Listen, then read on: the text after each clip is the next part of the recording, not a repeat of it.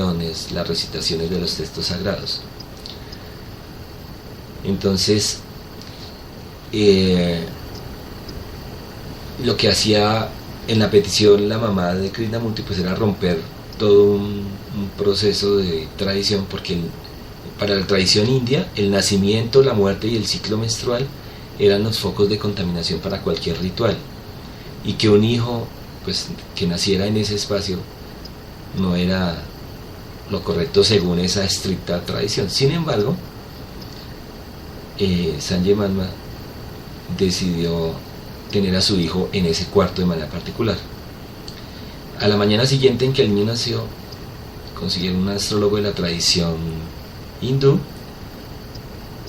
y ese astrólogo le aseguró al papá, a Narania, que su hijo iba a ser un hombre extraordinario. Pero por muchos años, recordemos el comentario que les hice anteriormente en donde aparecía Ido y demás, pareció por muchos años improbable de que esa predicción se cumpliera, porque cada vez que el astrólogo se acercaba le decía, bueno, ¿y qué se sabe del niño Krishna? Entonces ahí hubo varias circunstancias en las cuales el señor Krishnamurti pues fue creciendo. A los 2 años casi muere de malaria. Después durante varios años padeció varios ataques y severas pérdidas de sangre por la nariz que lo mantenían lejos de la escuela y más cerca de su mamá que cualquiera de los otros niños. Las personas que lo veían desde afuera decían que era un niño muy, muy vago y soñador, y que era muy regular en sus labores académicas, y la familia cercana decía que realmente las odiaba, que a sus maestros les parecía que era mentalmente retardado.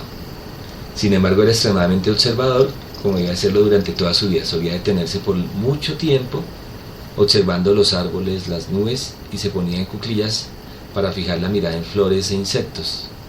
Tenía también una naturaleza sumamente generosa, otra característica que conservó a lo largo de toda su vida, y pues le permitió entrar en contacto con la gente más desfavorecida. Krishnamurti tenía un hermano al que se unió afectivamente y que le acompañó en todo ese proceso, que se llamaba Nityananda. Nitya, que era 3 años menor que él. Y Nitya era, por así decirlo, el chico dedicado, agudo, inteligente, digamos que en términos intelectuales el lado opuesto a Krishnamurti. Y ahí pues hubo un proceso muy particular en el cual aparecieron nuevas circunstancias que les permitieron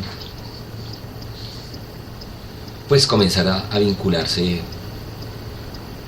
de una manera más profunda con las enseñanzas que les ofrecía la sociedad teosófica.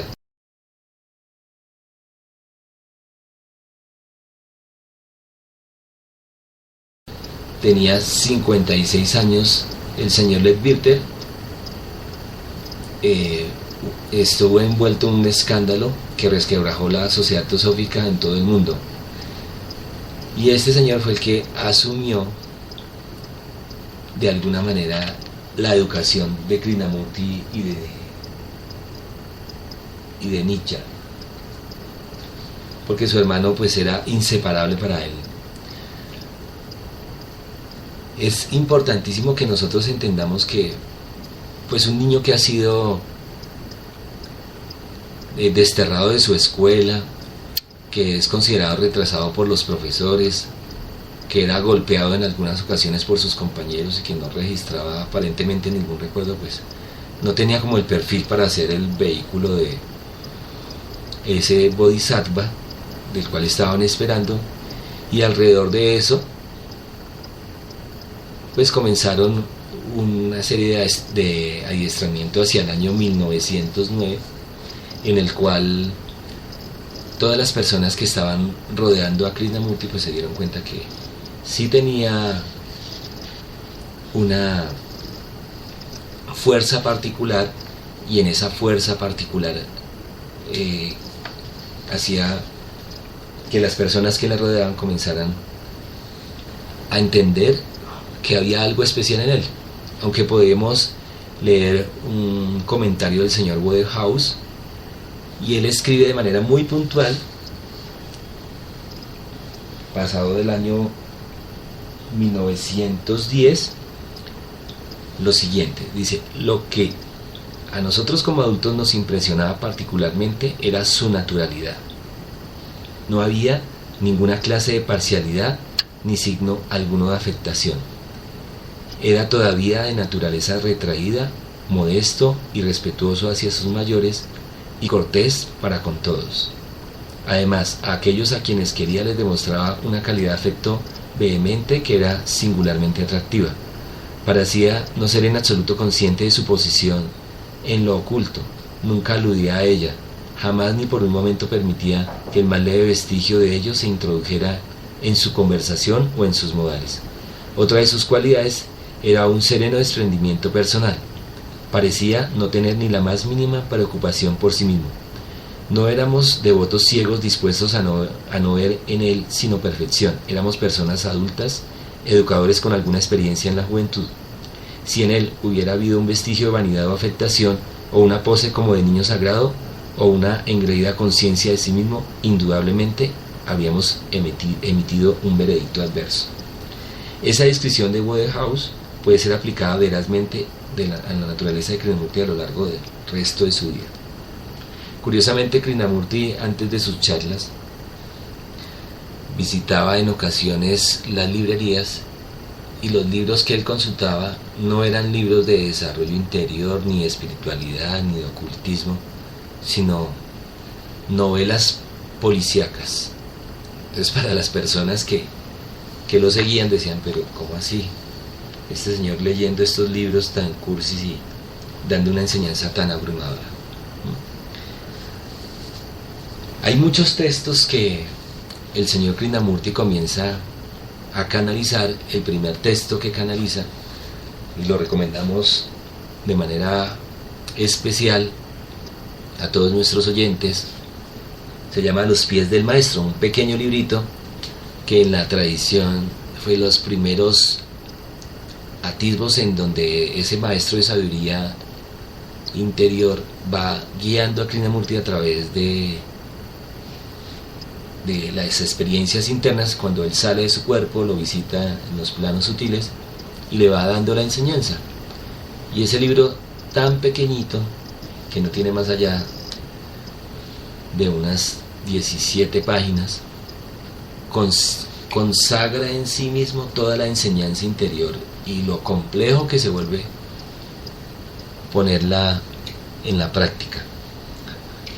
Cuando la lean nuestros queridos oyentes, pues van a darse cuenta de esa sencillez y esa profundidad que tiene la enseñanza, y que pues ahí está para que nosotros contrastemos con todos los libros que hemos leído ya y que nos han brindado alguna luz en nuestro camino. Hacia el año 1911, los líderes de la Sociedad Teosófica crean alrededor de Krishnamurti la Orden Internacional de la Estrella de Oriente, y le dieron a Krishnamurti el cargo del jefe, a la señora Besan y al señor Leadbeater como los protectores. Y el objeto de esta orden era reunir a todos los que creían en el próximo advenimiento del instructor del mundo y ayudar a preparar a la opinión pública para recibirlo.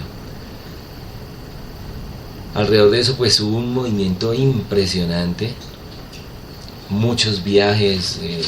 En esa época le donaron al señor Krishnamurti un castillo en un lugar en Holanda, Erde, y él pues comenzó a trabajar alrededor de eso de una manera muy intensa, y constituyeron un pequeño periódico al que llamaron El Heraldo de la Estrella, y lo hacían mensualmente en Inglaterra, y una señora muy cercana a ellos, Lady Emily, era la editora. Entonces todos esos años del 1911, el 12, el 13, el 14, el 15 y 16, pues ahí habían como muchas cosas alrededor de todo lo que simbolizaba Krishnamurti y la manera como él se estaba moviendo. obviamente ya estaba dando charlas a grandes personajes políticos, intelectuales, educadores, hombres y mujeres que estaban en la búsqueda interior en esa época. Y él pues hubo de asegurarse de transmitir esa enseñanza de una manera muy fiel. Hacia el año 1917 los líderes de la Sociedad Teosófica pues deciden vincularlos a ver si pueden pasar a la Universidad de Oxford en Inglaterra, de acuerdo a todos los estudios que venían realizando en inglés, y ya la transformación ahí fue radical. Entonces volvamos atrás en el tiempo, cuando descubren en esa playa al niño con piojos en el cabello, la cabellera larga, la boca abierta, los dientes torcidos, la mirada perdida. Entonces en las fotos aparece él muy impecable, con trajes de paño, zapatos absolutamente impecables, un aroma de Lord inglés junto a su hermano Ninja, y los dos estudiando de una manera muy puntual para pasar a la Universidad de Oxford.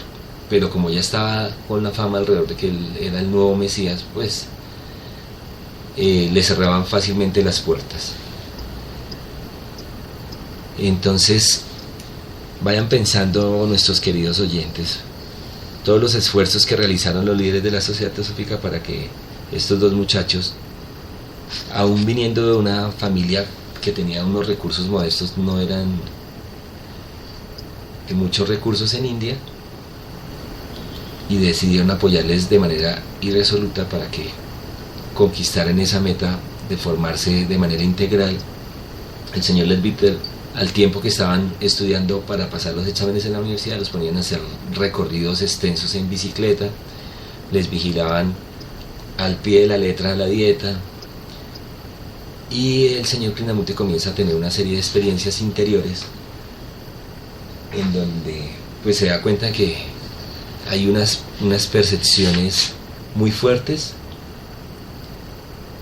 y que esas percepciones comienzan a hacer evidente que él era un vehículo de una entidad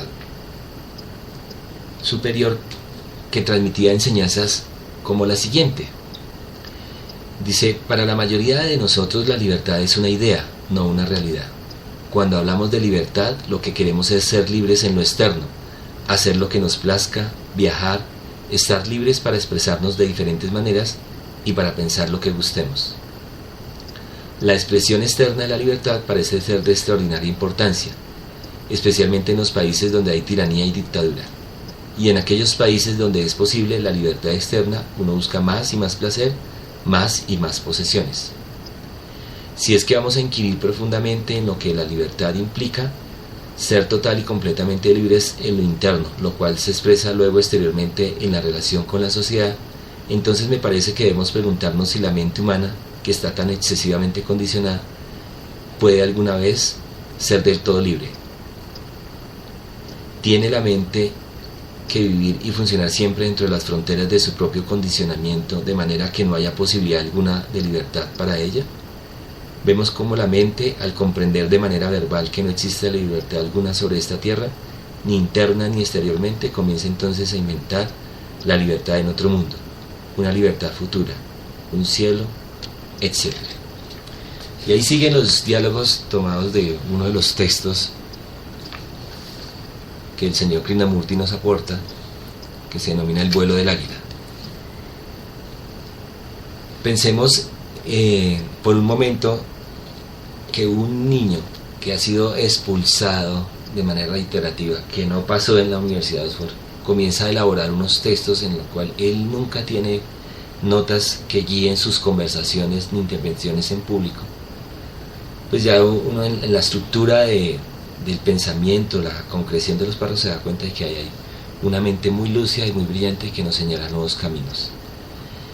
En nuestro próximo programa ahondaremos un poco más sobre la historia del señor Krishnamurti, y estamos abiertos a sus comentarios, esperamos sus aportes, sus preguntas, y deseamos de todo corazón que la felicidad, la prosperidad, el bienestar en todos los niveles les acompañe a ustedes